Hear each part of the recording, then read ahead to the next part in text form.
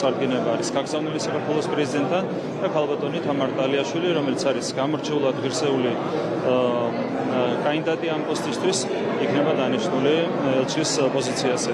რაც შეეხება ამოცანას, ამოცანა არის აბსოლუტურად ცხადი. ჩვენ საუბრობდით იმასთან დაკავშირებით, თუ როგორ გვესახება ქართულ-ამერიკული ურთიერთობების განვითარება და ჩვენ პირველ რიგში საუბრობთ სტრატეგიული პარტნიორობის განახლების მნიშვნელობას. და უფრო მეტი ჩვენ ვაცხადებთ ღიად, რომ ჩვენთვის მნიშვნელოვანია სუფთა ფურცლიდან სტრატეგიული პარტნიორობის აღდგენა და უფრო მეტიც ჩვენ გვინდა რომ კონკრეტული გზამკვლევით, კონკრეტული ამოცანებით აღდგეს სტრატეგიული პარტნიორობა.